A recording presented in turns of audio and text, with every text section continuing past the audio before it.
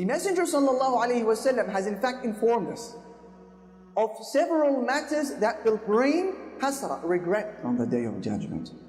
And we will mention just 6 of those today, so that we know the roadmap, we know exactly how to prepare and to spare ourselves and our families from the regret of the Day of Regret. What are these 6 things? Number 1, those who do not give Surah Al-Baqarah, chapter 2 of the Quran, its due attention. Isn't that a strange one?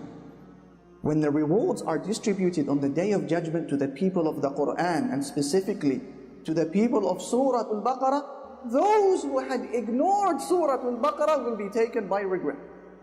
Thus the Prophet ﷺ, he said, as Imam Muslim narrates in his Sahih on the authority of Abi Umamat al-Bahili, he said, اقرأوا سورة البقرة فإن أخذها بركة وتركها حسرة ولا تستطيعها البطلة.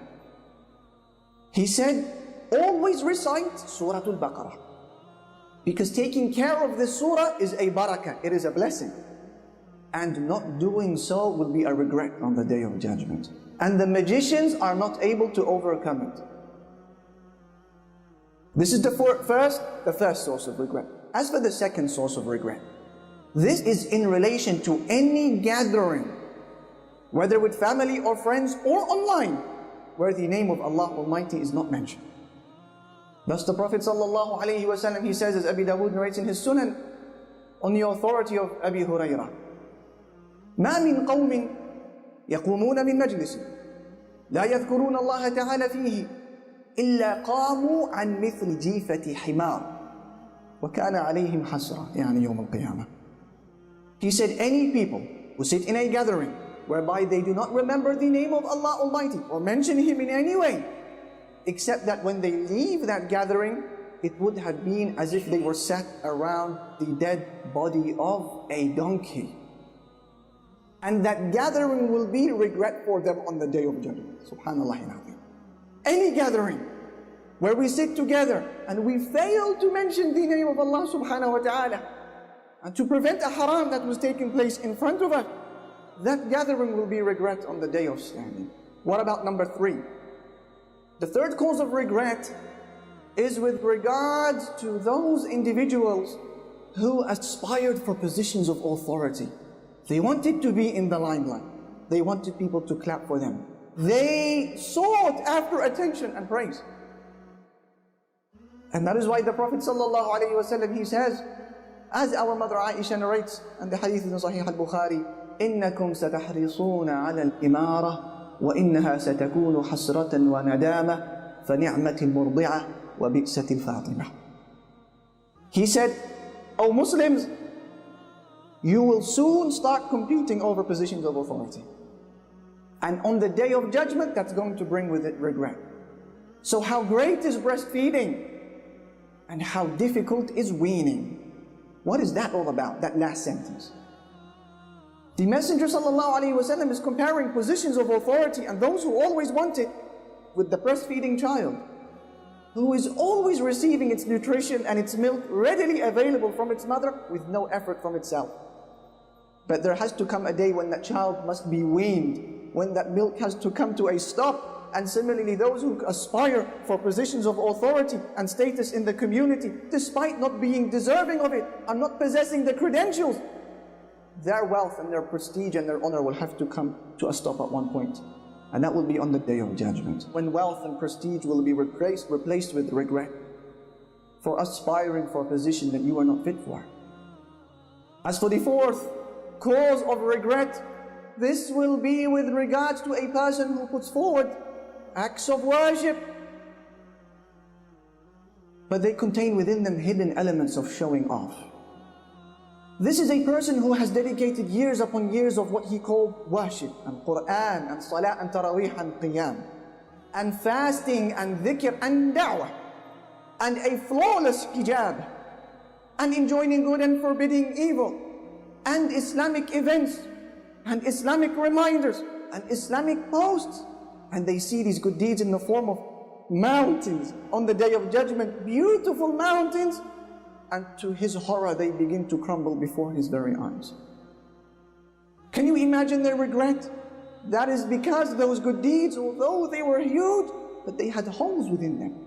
They were rotten. They had holes of showing off. They had holes of pride, holes of self-admiration, holes of self-promotion. Look at me, what I am doing, what I am up to, where I am found, what I am reciting, where I am praying. Holes of showing off. Thus those deeds come crumbling down on the Day of Judgment, causing regret. As Allah Almighty says, وَبَدَى لَهُمْ مِنَ اللَّهِ مَا لَمْ يَكُونُوا يَحْتَسِبُونَ. They will see there with Allah Almighty that which they did not expect, Allah says. One of the scariest ayat from the Quran, as some of our predecessors, they said.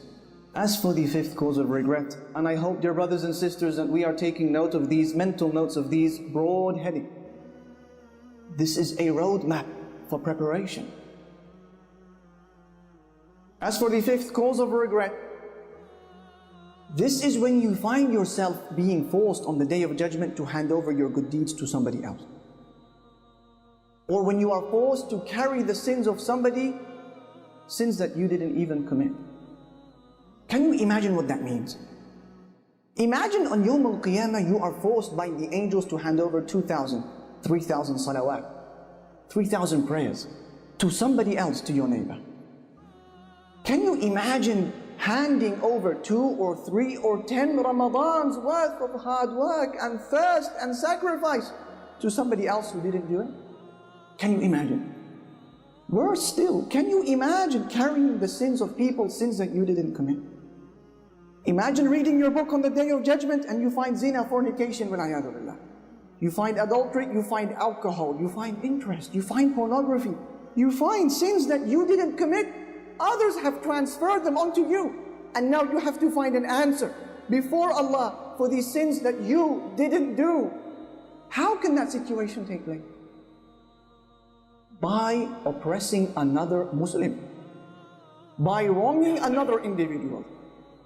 Thus the Messenger sallallahu alaihi wasallam says in the famous hadith which Imam al-Bukhari narrates on the authority of Abi Hurairah, "Man kanat indahu mazlamatun li akhihi min 'irdihi aw min shay' فليتحلله منه اليوم قبل أن لا يكون دينار ولا درهم. إن كان له عمل صالح أخذ منه بقدر مظلمته وإن لم تكن له حسنات أخذ من سيئات صاحبه فطرحت عليه وفي رواية ثم طرح في النار." He said, whoever of you has wronged his brother in any way, whether in regards to his honor or any other way, then make sure you beg his forgiveness today before a day comes where there will be no dinar and no dirham. In other words, today we can settle our scores with the pound and the dollar. On Yawm al-Qiyamah, there will be no pound and dollar, dinar and dirham. It will be the exchange of good deeds and the transferring of sins.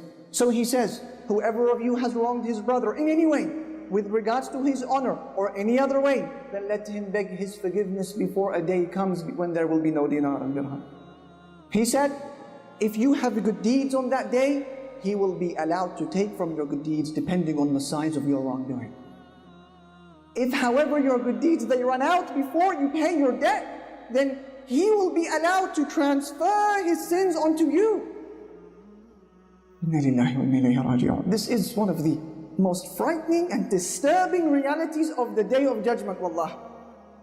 The reality that states, you and I cannot give a single good deed to the people we love the most. Your mother, your father, your wife, your children, they will ask you and you will refuse because you need that good deed just as much as they do. Whilst on the other hand, some people will be forced to give over their good deeds to the people they hate and they despise, because they had backstabbed them, mocked them, conspired against them, plotted against them, failed to pay their wages on time, or any other type of wrongdoing. He said, let him beg his forgiveness today. This is the cause of regret number 5, the oppression or any wrongdoing towards another individual. We know who they are. And number six, generally speaking, and this is the overarching cause of regret that summarizes everything you just heard, any Muslim individual who falls short with regards to the minutes, hours of his days and his weeks in building the hereafter.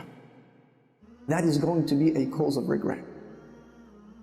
person who was urged week in, week out, every Friday, every reminder to drop the sins, to replace the haram with halal, to remove the intoxicant, to change sin into obedience, to reshuffle the cards, to refocus your attention on Allah and the home of the hereafter, to set a vision in life in preparation for Jannah, and they failed to do so. That will be a major cause for regret, as people will be heard saying on the Day of Judgment, Ya laytani qaddamtu li hayati. I wish that I had prepared for my life. In conclusion, dear brother, dear sister, every individual who turns a blind eye and pretends that the day of regret is not coming is going to be in a major and excruciatingly painful state of regret on the Day of Judgment. What greater regret can there be in life than failing to impress the King, Allah Almighty? What greater regret can there be in life than failing the exam before the King, Allah, and missing out on the prize that comes with passing the prize of Jannah? What greater regret can there be than that? What greater regret can there be in existence than being shown your place in Jannah, and the luxuries, and the weather, and the palaces, and the spouses, but then being transferred to oblivion, to Jahannam instead? What greater regret can there be in life than meeting your friends on the Day of Judgment, those whom you knew today, and they find no words for you and I except, didn't I tell you? Didn't I tell you?